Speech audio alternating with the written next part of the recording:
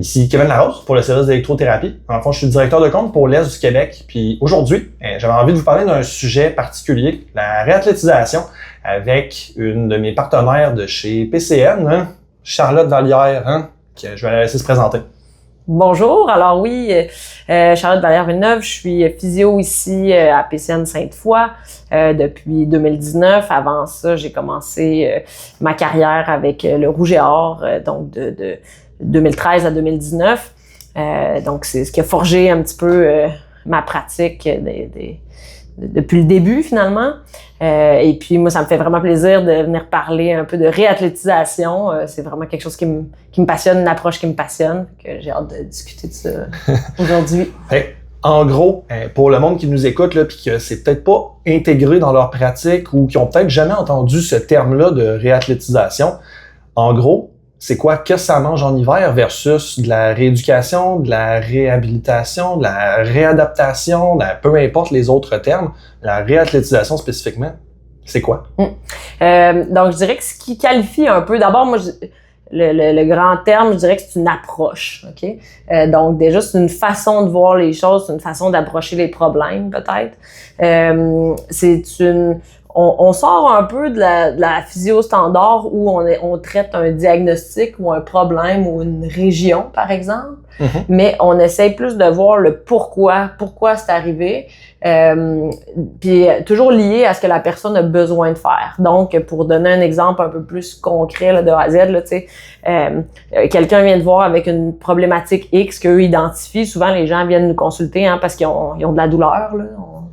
C'est ce qui arrive le plus souvent, mais ça pourrait être autre chose. Mais bon, en général, c'est ça, ils vont venir nous voir. Donc là, l'idée, c'est de dire, bon, qu'est-ce qu'a fait cette personne-là, de se faire une histoire vraiment en profondeur? Qu'est-ce qu'a fait des antécédents? On tient compte aussi beaucoup des antécédents de blessures. Puis qu'est-ce que son corps est supposé faire avec l'activité X? Je dis l'activité parce que même si on parle de réathlétisation, c'est pas juste pour les sportifs, les athlètes, mais n'importe qui. Puis qu'est-ce qui explique que cette structure-là a été blessée? Fait que dans un sens, le diagnostic, on n'en fait pas grand-chose. C'est surtout comment cette personne-là bouge, qu'est-ce qu'elle devrait faire, comment elle le fait maintenant. Puis est-ce qu'on trouve des liens pourquoi elle s'est blessée? Fait que vraiment plus axé sur la cause que la structure qui a été comme un peu la victime finalement. Fait que grosso modo, c'est ça. C'est une façon de voir le problème un peu différemment. Peut-être de ce que j'en comprends, de ce que tu me dis, la réathlétisation dans le fond, puis tu l'as dit un peu verbatim, c'est pas, t'as pas besoin d'être un athlète pour faire de la réathlétisation. C'est un peu monsieur, madame, tout le monde qui peut être vu à travers cette loupe-là, si on veut, de cas en clinique. Absolument, absolument. Fait que tu sais, c'est quelqu'un qui a un enjeu quelconque, qui va faire une activité X, fait qu'on va analyser beaucoup, ça passe beaucoup par l'analyse du mouvement puis l'analyse de tâches, fait que de voir qu'est-ce que cette personne-là doit faire, c'est quoi que le corps a besoin de faire pour réaliser l'activité correctement, et puis on regarde c'est quoi l'écart finalement entre les deux, ce qu'il est capable de faire puis ce qu'elle devrait faire, puis c'est quoi qui marche pas puis pourquoi cette personne-là s'est blessée. Fait que ça peut être, oui, un athlète de haut niveau, mais ça pourrait être aussi quelqu'un qui fait du jardinage puis qui a toujours des problèmes en jardinant. Ben là, on va trouver pourquoi dans sa position de jardinage, il y a quelque chose qui marche pas. Puis, à travers tout ça, justement, là, tu dis, c'est un peu monsieur, madame, tout le monde, pas besoin d'être un athlète de haut niveau, etc. Tu dois certainement avoir quelque chose qui te fait, quand le patient rentre dans la clinique, que tu le vois, puis à travers ton évaluation, tes séances avec lui, que tu te dis, ouais, cette personne-là, ça vaut la peine de s'embarquer dans un processus, dans l'approche de la réathlétisation versus un autre patient Y, que lui, tu vas te dire, peut-être plus de la réadaptation avec lui. Fait que c'est quoi un petit peu tes drapeaux verts avec ces patients-là qui te font décider d'aller dans cette approche-là? C'est sûr que effectivement, quand on est vendu par quelque chose, on aurait le goût d'avoir cette lunette-là ou cette approche-là avec tout le monde. Après, effectivement, comme tu le dis, c'est pas pour tout le monde parce que c'est sûr que ça prend des gens qui sont motivés, qui ont le goût de faire des exercices, puis c'est un peu plus prenant de se faire c'est comme si on renvoie un peu la balle dans le camp de la personne qui nous consulte parce que il va y avoir des exercices, peut-être un changement de façon de faire, etc. Par rapport à quelqu'un qui vient pour recevoir plus une thérapie plus passive, qui a le goût de se faire travailler, de se faire masser, etc. On est ailleurs. C'est sûr que puis ça, c'est la réalité quand même de notre pratique, c'est de voir comment on peut bien saisir la personne, puis voir est-ce que cette personne-là est ouverte à ce qu'on revoie les choses un petit peu plus en amont, et donc d'être très impliqué dans des exercices puis dans un processus qui peut être peut-être un petit peu plus long puis plus en profondeur, versus quelqu'un qui dit écoute là, moi je viens parce que toi tu fais telle approche qui est un petit peu plus passive, puis je suis convaincu que c'est ça qui va m'aider, puis moi les exercices je suis pas très assidu.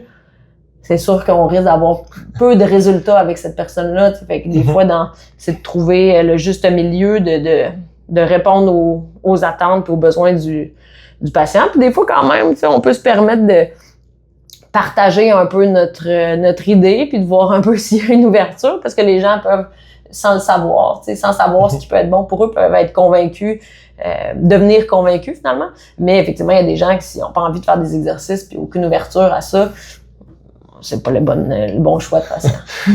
À travers tout ça, ce que j'entends principalement, c'est il y a vraiment une optique de responsabilisation du patient, que le patient, je dirais pas doit, mais que ça doit être un atout que le patient soit impliqué de manière proactive et active dans sa réadaptation, dans le processus au complet. Absolument. Fait que même du début, d'avoir une espèce de curiosité de pourquoi donc de comprendre la problématique, mais aussi de vouloir être impliqué jusqu'au bout puis de dire que faut que je fasse mes exercices, puis on va prendre des petits morceaux après petits morceaux là. D'ailleurs, tu sais, des fois une façon c'est dur de donner des fois des pronostics en de dire là tu fais ça puis dans un mois il y aura plus de problème, mais de se donner des étapes clés, là, tu sais, ça, souvent, ça garde les gens quand même engagés. Fait que de dire, OK, là, tu comprends que, tu sais, avant de rejouer au hockey, par exemple, il va falloir que tu sois capable de patiner, puis avant de patiner, peut-être faut que tu te tiennes sur une jambe, puis si t'es prêt de te tenir sur une jambe, tu pourras pas patiner tout de suite, là, tu sais. Fait que d'être engagé un peu dans ces différentes étapes-là, puis de voir un peu le progrès, puis de vouloir se rendre aux différentes étapes.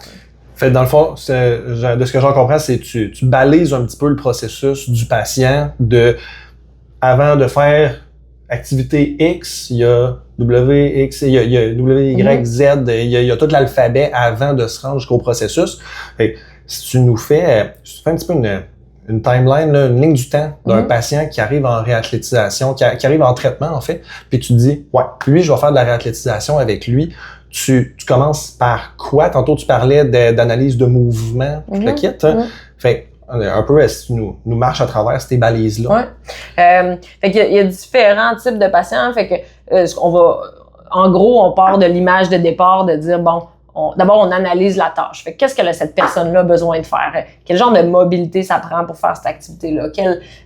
En genre de contrôle, en type de force, etc. Donc, on analyse un peu la tâche qui est à faire. On va faire différents tests, plus de base quand même, vers des trucs plus avancés, dépendant de où ça bloque, pour voir un peu, ça c'est une activité très linéaire, par exemple. Je vais évaluer différents mouvements qui sont à peu près dans cette direction-là, puis voir, est-ce qu'il est compétent là-dedans. Puis, fait qu'on a un point de départ, un point A, de voir, il est en mesure de faire telle chose comme il faut. Puis, un point d'arrivée, de dire, ça c'est le sport, puis ça y prend ça. Fait que dépendant comment la personne arrive, fait que si on a quelqu'un qui, mettons, on prend un cas post-opératoire, le début, on va être plus en gérer la structure comme telle, parce qu'il y a quand même la nature, faut qu'elle se refasse, etc. OK? Fait que là, on est plus à encadrer le segment, puis on est plus dans des approches un peu plus traditionnelles. Puis après ça, on s'occupe du corps au complet, du membre au complet, puis de fractionner un peu les différentes étapes, fait que se donner des petites balises pour se rendre à l'étape finale. Fait que au début, on va toujours être dans des exercices, mais ça se peut qu'on s'occupe du membre un petit peu plus au début, puis après ça, on va dans le mouvement global. Puis dépendant de ce que la personne a besoin, s'il y a des raideurs, définitivement on va travailler les raideurs, peut-être en exercice et en thérapie, pour être capable après de faire le mouvement comme il faut, par exemple. Versus, on a d'autres genres de patients qui reviennent plus avec des problèmes récurrents, par exemple. Donc, pas blessés actuellement. Mettons de dire, moi, toutes les fois que j'arrive au printemps, je me remets à courir, puis j'ai mes périostites, par exemple. C'est quelqu'un qui arrive, puis on va faire tous nos tests, il n'y a pas de douleur, tu sais. Fait qu'on sera pas dans une thérapie pour la douleur, par exemple, mais on va essayer de comprendre dans le mouvement pourquoi ça s'est arrivé, pourquoi de façon récurrente, quand cette personne-là se remet à courir, il y a des périostites. Et puis, on va aller en exercice. Encore là, on part de ce que la personne est capable de faire vers... puis peut-être qu'on est très proche de la fin, finalement, puis c'est juste du fine-tuning, ou peut-être qu'on dit « Oh boy, il faut vraiment régresser le mouvement pour avancer très calmement. » Puis, à travers ces différentes balises-là, là, comme tu disais, au début, on s'attend peut-être plus à la structure avant de s'attaquer à un aspect plus global du mouvement, de l'activité du patient. Et dans ces débuts-là, justement, où est-ce que tu es peut-être plus dans une approche traditionnelle, appelons-la comme ça, là, de traiter plus la région problématique du corps. Est-ce que ça t'arrive d'utiliser justement, tu parles beaucoup d'exercices depuis le début. La réathlétisation, c'est pas juste de l'exercice, de ce que j'en comprends que tu me dis. Fait, est-ce qu'il y a d'autres modalités que tu intègres justement à travers tout ça? Là? Ben, bon, justement, en genre, mettons, en électrothérapie, ce que je peux utiliser des fois, c'est un stimulateur musculaire, par exemple, pour quand il y a un problème de recrutement. Hein? Fait que on a beau donner nos exercices puis dire ben faut que tu fasses telle chose, mais si on se rend compte, par exemple, c'est beaucoup dans des cas post-opératoires, qu'il y a une difficulté au niveau du recrutement, ben là ça peut être intéressant à ce moment-là de faire un petit blitz de stimulateur musculaire justement pour stimuler un peu le muscle. Puis une fois qu'il est capable de le contracter lui-même, ben là on repart dans notre cheminement vers des exercices. Okay. Fait que vraiment plus d'une optique justement de recrutement, de proprioception avant d'aller dans des mouvements plus globaux puis de continuer de progresser que toi tu l'utilises. Ouais. Tantôt, tu parlais de douleur, hein, justement. On sait que des fois, la douleur peut inhiber le cortex moteur puis faire qu'on a moins de force. On se sent généralement moins bien aussi quand on a de la douleur. Est-ce que ça t'arrive d'utiliser des modalités comme justement la chaleur glace, tense et autres de ce monde pour gérer cette douleur-là puis s'assurer de maximiser l'utilisation de ta force en début ou à travers le processus dans d'autres balises? C'est juste que là, on parle du début. Ben, je pense que la gestion de la douleur, de façon générale, est très importante. On veut éviter d'arriver dans un processus de chronisation, de douleur qui s'est imprégné un petit peu plus. Puis là, ça complique beaucoup plus notre gestion des exercices parce qu'on veut que les gens soient le plus actifs possible, qui restent finalement conditionnés un petit peu dans tout leur processus, fait qu'ils soient en mesure quand même de bouger. Si on est dans une douleur qui est trop importante, qui prend trop de place, ça va être difficile de passer les étapes. Donc, c'est sûr que tout ce qui va être en gestion de la douleur peut être intéressant. Ça dépend de l'expérience du patient avec ça. Ce qui, souvent, eux aussi croient ou trouvent qu'il leur fait du bien, là, tu sais. Fait que si quelqu'un me dit, ben moi, je mets de la chaleur avant tous mes exercices, puis ça me fait du bien, let's go. Même chose pour le tense. Donc, il y en a qui vont avoir eu une expérience avec ça. Fait qu'il y a pas contre-indiqué du tout. L'idée, c'est vraiment de trouver quelque chose, la modalité qui va leur faire du bien.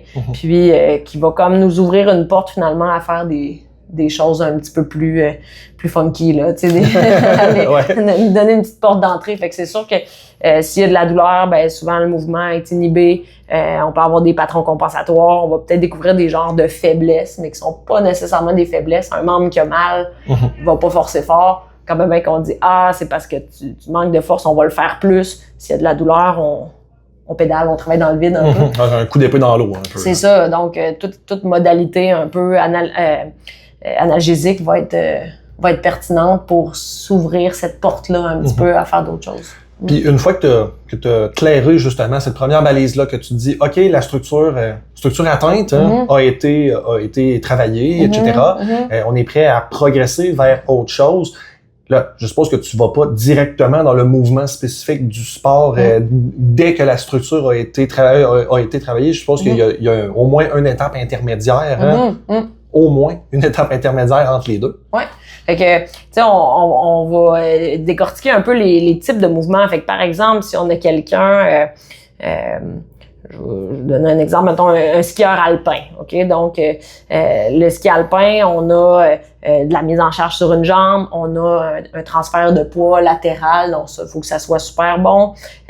On a un positionnement aussi, donc en termes d'amplitude, ça a des une implication particulière. Fait que c'est le genre, on va décortiquer un peu ces mouvements-là. Fait que est-ce que la personne est capable de se tenir bien sur une jambe puis d'avoir un tronc fixe? Puis encore là, dépendant quelle structure qui a été problématique. Mais mettons quelqu'un qui a une lombalgie qui fait du ski alpin, ben on va regarder comment il se tient sur une jambe parce que le ski, c'est sans cesse des transferts de poids d'une jambe à l'autre.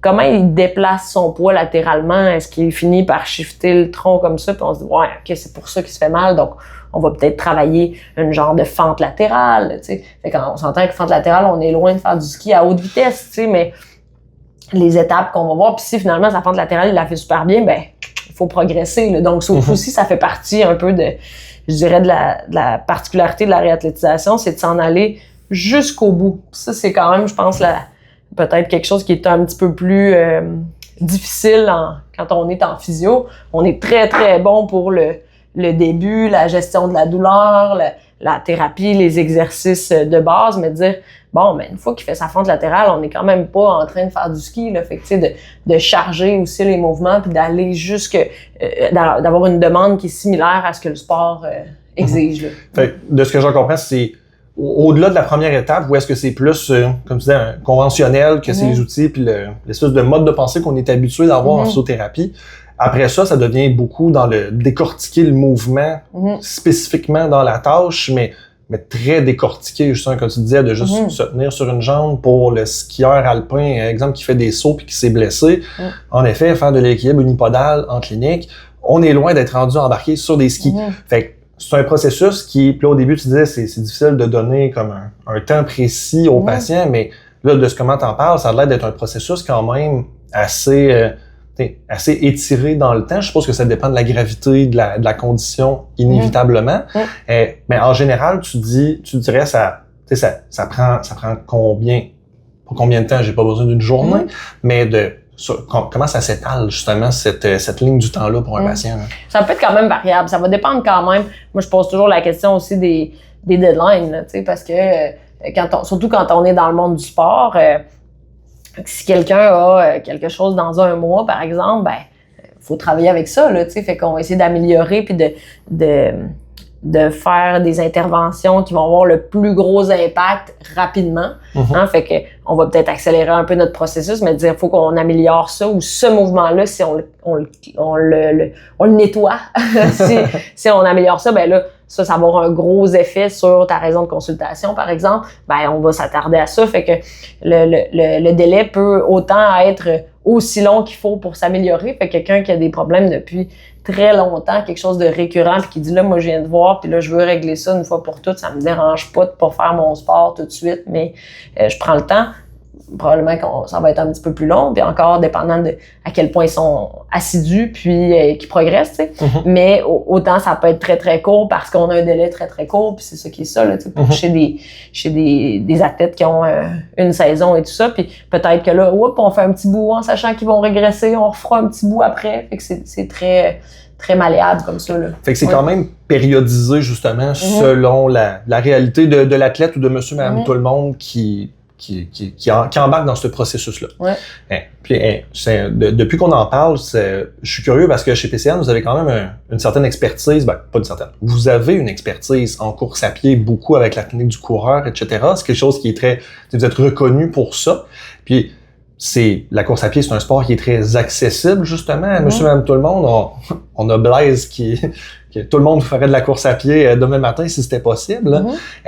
Fait, je me demandais justement dans cette approche-là, est-ce qu'il y a quelque chose de récurrent? Tu vois, mettons les coureurs à pied, c'est la moitié du temps, c'est ça, puis on s'embarque en réathlétisation avec ce genre de pathologie-là, de conditions-là, X. Mais y a-t-il quelque chose que tu vois qui revient souvent pour en informer les gens, justement, le genre de choses qui revient régulièrement dans ta pratique? Hein?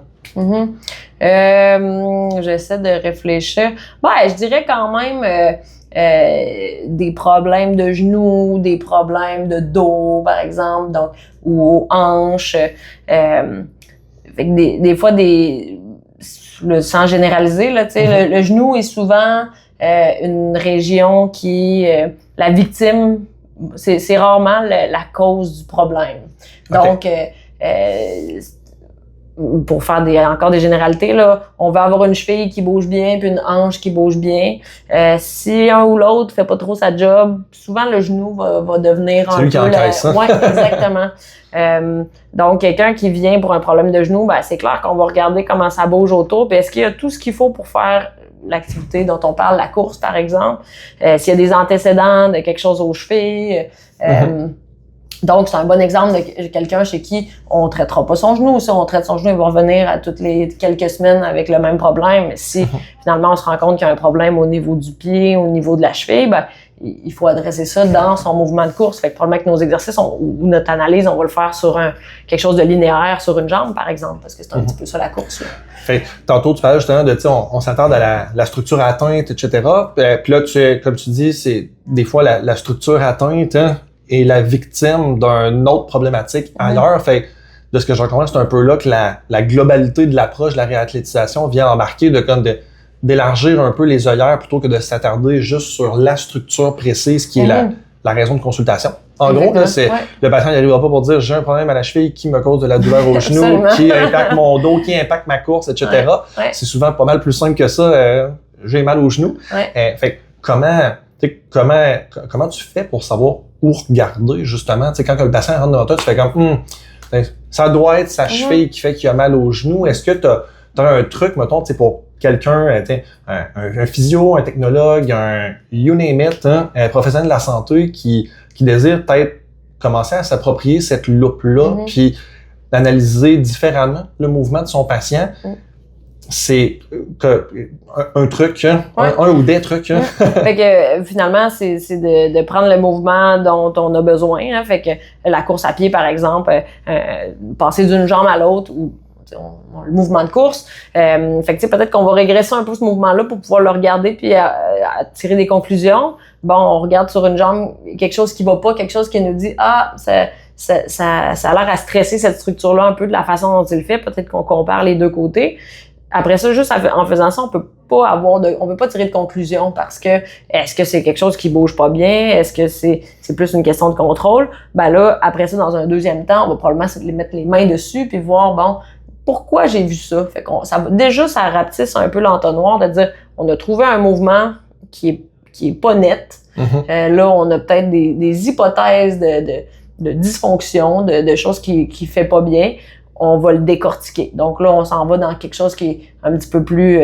on va peut-être aller voir la mobilité à la cheville, on va peut-être regarder le contrôle au niveau du bassin, la force au niveau de la hanche, par exemple, l'appui au pied, comment ça se passe. Bon, puis là, on va essayer de valider notre hypothèse de base. Puis là, ben, est-ce qu'on peut le travailler puis voir est-ce qu'on a amélioré finalement notre mouvement qui ressemble à la course, puis tranquillement, ben, avoir des exercices après ça qui traite un peu la dysfonction qu'on a trouvée pour se rendre jusqu'au mouvement final.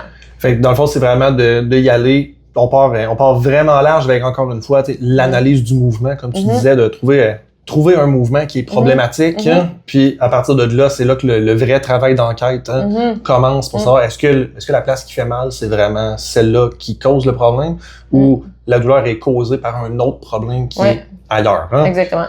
Fait, à travers tout ce que tu me dis de cette manière de prendre en charge-là des patients, c'est super intéressant. C'est quoi qui t'a fait décider d'aller là? Parce que ça, au premier coup d'œil, ça semble, je dirais pas plus compliqué, mais ça nécessite clairement beaucoup de réflexion quand le patient rentre dans la clinique. Fait qu'est-ce qui t'a fait décider d'intégrer ça dans ta pratique qui a fait que, moi, ça me tente d'analyser un mouvement global, puis de décortiquer, puis de faire l'entonnoir. Casser la tête. Exact, me casser la tête en clinique. Hein. Ben moi, dans mes premières années de pratique, là, je pense que ça faisait peut-être 2 ans que je pratiquais, j'ai un mentor qui m'a dit « Écoute, il faut que tu fasses telle formation. » Puis dans ce temps-là, ça s'appelait Proactive Therapy, quelque chose comme ça. C'est 2 thérapeutes athlétiques à Montréal qui donnaient ça. Puis je suis allée là... les yeux fermés, là. Aucune attente. Quelqu'un en qui j'avais beaucoup confiance qui m'a dit « Il faut que tu fasses ça, c'est vraiment ton genre. » Parfait, je vais là. Puis à ce moment-là, c'était un cours soit pour les thérapeutes, soit pour les préparateurs physiques. Puis je suis allée à celui-là de préparation physique parce que la date m'allait mieux. Puis ils m'ont accepté alors. Puis là, j'ai vraiment trippé sur la façon de voir les choses. On dirait que pour moi, ça répondait quand même au duo de mes 2 années de pratique, là. C'est quelque chose qui me plaisait un petit peu plus, puis je trouvais moi, j'arrive du monde du sport aussi, donc ça répondait à ma façon de voir les choses un peu, puis de voir le mouvement de façon un peu plus large. Je suis quelqu'un qui adore s'entraîner, donc c'est sûr que j'ai un bon biais là-dessus, là, de dire, on fait des exercices, on fait du gym. La santé par l'activité physique. Ouais, là. ça me plaisait aussi. Fait que j'ai vraiment trippé sur l'approche. Après ça, j'ai intégré un peu, c'était beaucoup comme un peu sous une forme de marche à suivre un peu, là. Fait que, tu sais, on a un examen de base global, puis après ça, on fait plus notre job physio, on est habitué, là, tu sais, de décortiquer les mouvements, faire des mouvements plus complexes un peu, mais qui ressemblaient à des trucs de gym, ça m'allait, tu sais. Puis ça donnait une banque d'exercices. Alors, je trouvais ça vraiment intéressant. Puis dans une clientèle, j'étais au Rouge-Or à ce moment-là, donc j'avais des gens très intéressés par ça aussi, qui répondaient bien à ça. Puis après ça, le groupe, c'est Reconditioning HQ, donc en anglais, Reconditioning. Puis après ça, j'ai fait tout ce qu'ils ont offert parce que je trippe sur leur idée. Puis maintenant, j'enseigne un peu avec eux, donc des cours en réathlétisation. Donc vraiment, moi, je me suis plongée là-dedans dès le début, fait que ça a comme un peu forgé ma pratique parce que c'est comme ça que j'ai appris à être physio. Hey, là, de ce que j'en comprends, ton coffre à outils justement de physio qui fait de la réathlétisation, au-delà de ton coffre à outils de physio en pratique plus conventionnelle, là, doit être très rempli d'exercices, autant spécifiques que très global. Là. Tu dirais, à part, mettons qu'on fait abstraction des exercices en réathlétisation, ton coffre à outils, c'est quoi que ça contient? Après ça, il y a toujours l'aspect... comment dire? Il y a toute la partie, thérapie manuelle et tout ça. Quand on rencontre un obstacle qui nous empêche de faire le mouvement comme il faut, soit parce qu'il y a eu des cicatrices, des chirurgies, de l'enflure, des choses comme ça, puis que là, on a une réelle raideur, là. Là, c'est là que tous les outils de physio, moi, je fais des aiguilles, par exemple. J'ai fait un certain nombre de cours de thérapie manuelle. Fait que ça, c'est encore super important, là, tu sais. Fait que d'aller creuser un peu pour permettre le mouvement, puis après ça, on repart. On repart dans nos exercices, la qualité de mouvement, mais effectivement, des fois, la thérapie manuelle a beaucoup de place là-dedans aussi, parce que quand on rencontre une raideur, quand même qu'on dit fais-le mieux, mais il se bat contre des tissus trop raides, ça avance pas. Fait que tous ces outils-là sont encore pertinents dans cette approche-là. Puis, tranquillement, avec le temps, puis dans le groupe de réathlétisation avec lequel je travaille un peu, il y a toutes sortes d'outils un peu où on travaille sur le système nerveux. Fait que ça aussi, c'est rendu un peu dans mes nouveaux outils, où là, c'est une autre grande porte pour débloquer des choses autant au niveau de la douleur que de tensions musculaires qui sont là un peu plus par protection. Donc, tout ce qu'on fait, c'est gouverné par le système nerveux, là. Donc, j'apprends tranquillement, ça c'est plus dans les dernières années, mais j'apprends un peu à naviguer là-dedans pour optimiser finalement le système nerveux. Puis, il y a des belles choses qui se passent. Fait que ça, c'est comme une autre approche. C'est une autre sphère complètement. Une autre sphère complètement. Une loupe par-dessus la première loupe. C'est ça, exactement. Puis qui s'ajoute à ça, puis qui ouvre des portes, encore une fois, comme on parlait tantôt, on diminue la douleur, là, on ouvre une autre porte pour être capable de bouger puis d'arriver à nos fins. Puis, au début, on parlait un petit peu là, de responsabilisation du patient, puis à quel point c'est important l'implication du patient, puis la motivation du patient à travers le processus. Tu dirais justement à travers tout ça, parce que c'est beaucoup d'outils, mais justement, c'est une approche qui est très globale, puis qui demande l'implication du patient. Tu dirais à quel point c'est quoi la proportion d'impact que ça peut avoir, un patient qui arrive et qui dit hey, Justin, je suis un athlète, je veux retourner au sport, je veux, mais qu'au final, toi, tu décèles peut-être que la motivation est pas tant là. À quel point tu vas justement aller dans ce genre d'approche-là versus peut-être une approche plus conventionnelle avec le patient pour éviter de le surcharger d'approche qui est trop pour ce qu'il veut s'impliquer. Absolument. Fait que, tu sais, là, je parle du processus de A à Z comme si on était avec quelqu'un de super motivé, là, mais on peut saupoudrer de ça un peu aussi. Tu sais, fait que déjà d'améliorer le mouvement un peu, ça va aider. Tu sais, fait que quelqu'un qui vient et qui est quand même beaucoup plus dans des approches passives, ben, peut-être qu'on trouve un exercice qui fait que en anglais, il y a l'expression le low-hanging fruit. Fait que le fruit le plus bas qu'on peut accrocher qui va avoir le plus d'effet. Là. Fait que, tu sais, des fois, c'est là qu'il faut plutôt qu'on trouve 6 problèmes, puis là, on essaie de régler les 6 en même temps. Puis là, la personne est complètement débordée, puis elle dit, tu sais, moi, dans le fond, j'ai pas vraiment le temps dans ma vie de faire des exercices. Ça aide pas non plus, là, tu sais. Fait que des fois, de juste trouver, tu sais, une affaire, de dire si on règle, si on améliore, même pas régler, juste améliorer juste cet aspect-là, ça va avoir un grand effet. Ben, des fois, c'est juste ça, là, tu sais. Fait que ça aussi, c'est de la réalisation. On n'est pas obligé d'avoir un programme avec 12 exercices puis qu'on va faire au gym avec de la charge, mais des fois, c'est juste d'améliorer un petit peu le mouvement suffisamment pour que les symptômes soient pas là aussi, puis la personne va être super satisfaite, puis on va être allé vraiment en amont du problème.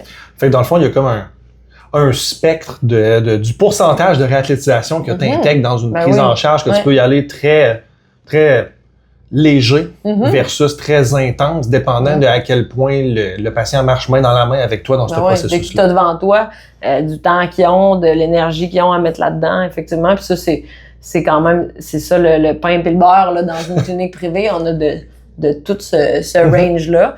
Puis des fois, tu sais, les gens vont arriver pour quelque chose de très passif, puis ça va être d'abord de répondre à ça, tu sais. Puis après ça, de dire, tu sais, j'ai remarqué ça. Fait que, tu sais, on va faire cette approche-là. Puis moi, ça arrive beaucoup avec les aiguilles. Il y a comme beaucoup de gens qui trippent sur cette approche-là puis qui vont venir, ils vont dire, moi, j'ai déjà eu ça puis ça m'avait miraculé. Mais là, j'ai quelque chose qui revient tout le temps. Dire, OK, je pense que les aiguilles, ça aide pour telle raison. Mais c'est-tu autour de ça, tu sais? Si on améliore telle affaire, ben ça se peut que tu aies moins besoin de revenir pour ça. Fait que, tu sais, de combiner ces approches-là, ça marche très, très bien aussi. Puis les gens sont satisfaits à court terme, puis on dit, je vais t'aider aussi à long terme pour pas que tu reviennes tout le temps. Fait que, de ce que je vois, malgré qu'on n'en a pas tant parlé depuis le début, mais il y a quand même une bonne partie d'éducation pour le patient là-dedans aussi. Inévitablement, de par le fait qu'il doit être impliqué, fait qu'il doit savoir un peu qu'est-ce qu'il fait puis pourquoi il le fait. Quelle place ça prend dans ta pratique, justement, l'éducation aux patients? Parce que ça, il y a plein d'écoles de pensée à quel point on fait de l'éducation, mais on le sait que c'est payant avec les patients, justement. C'est payant dans leur réadaptation puis dans leurs résultats d'avoir une bonne éducation de leurs professionnels. Fait que, d'abord, qu'ils comprennent un peu notre hypothèse puis ce qui se passe. Je pense que ça aide beaucoup dans l'adhérence au plan de traitement, ça, c'est sûr. L'autre partie aussi, c'est de dire, si on le sait qu'ils font quelque chose qui est très, très irritant pour leur condition, là, il faut les éduquer là-dessus tout de suite, là, parce que si on travaille vers s'améliorer d'un bord, mais le reste du quotidien est super irritant, on avance puis on recule, on avance de 2, on recule de 2, là. Donc, ça, l'éducation pour vraiment, puis ça va dans notre questionnaire aussi, de savoir qu'est-ce qu'ils font qui est très irritant, puis jouer là-dedans. Puis de l'autre côté, c'est de bien communiquer ce qu'ils peuvent encore faire. Hein? Fait qu'on est souvent bon à limiter les affaires. Là, arrête de faire ça, arrête de faire ça, arrête de faire ça. Mais est-ce qu'on peut même les éduquer sur ce qu'ils font puis qui leur nuit pas? Donc, ça aussi, puis ça a été quand même beaucoup étudié. L'activité physique, de façon générale, aide sur plusieurs conditions. Fait qu'on peut dire, ça, dans votre condition, ça vous fait beaucoup de tort. Fait que ça, dans l'éducation, très important. Mais vous m'avez dit que vous aimiez ça, par exemple, faire du vélo. Moi, je vois aucun problème avec ça. Ça fait peut-être même pas partie de notre plan de réadaptation. Hein. C'est pas quelque chose quelque chose qui aide la condition, mais ça nuit pas, puis ça te garde en forme. Ça, donc, dans l'éducation aussi, c'est de dire qu'est-ce que tu peux faire encore dans ce que tu aimes faire, qui va te garder motivé puis en forme encore. Fait que dans le fond, la réathlétisation, ça marche vraiment main dans la main avec tout ce qui est principe de quantification du stress mécanique pour les patients. On veut pas juste couper de l'activité, des fois on veut en ajouter, voire même encourager le patient à en intégrer de plus en plus pour proportionnel à ses capacités inévitablement, mais ses capacités qui évoluent. Puis c'est pour ça que dans le fond, quand ils sont suivis comme avec un physio comme avec toi, tu es là pour pouvoir les guider justement dans cette quantification-là pour s'assurer que ça suive leur progression en même temps. Oui, parce que ça fait partie aussi du tableau, hein. Fait que si on a réduit considérablement l'activité, ben il faut remonter aussi à un moment donné, là. Puis si on veut se rendre, on a des deadlines, par exemple, ben faut peut-être falloir partir de la fin puis dire bon, si on veut que tu sois capable de, par exemple, courir ton marathon là, il va falloir qu'à un moment donné, on soit rendu dans notre processus à courir, là, tu sais. Exact. Fait qu'absolument, c'est sûr que ça fait partie du tableau, puis c'est ça, c'est tous des termes puis des concepts qui sont discutés, mais qui s'imbriquent tout là-dedans, là, tu sais. Merveilleux. Écoute, on pourrait en parler pendant une journée de temps de l'analyse du mouvement et de la réathlétisation. Si tu as 3 trucs, et puis là, je sais que je te demande un gros exercice de synthèse, 3 conseils là, de ce qu'il faut retenir en lien avec la réathlétisation, ce serait quoi? C'est bon, je l'avais même pas réfléchi, puis là, je vais essayer d'être super... donc, l'histoire est vraiment clé. Donc, de passer beaucoup de temps dans l'histoire, l'historique de la personne, les antécédents, etc. Fait que l'histoire qui est vraiment clé. Partir de la fin. Donc, savoir où est-ce qu'on s'en va. Hein? C'est quoi que la personne a besoin de faire. Fait qu'on a parlé d'analyse de mouvement, mais donc, savoir où est-ce qu'on s'en va. Et puis, une troisième chose, garder actif. Donc, qu'est-ce qu'ils peuvent faire, qu'est-ce qu'ils peuvent pas faire pour quand même les garder impliqués puis en forme quand même tout au long du processus. Merveilleux. Ben, merci beaucoup, Charlotte, pour tout ton temps puis toutes ces merci à toi. 10 000 informations. C'est un bon sujet de réflexion. Oui, c'est ça. J'espère que je peux aller trop à gauche, à droite, là, mais moi aussi, je pourrais en parler pendant longtemps. Merci beaucoup.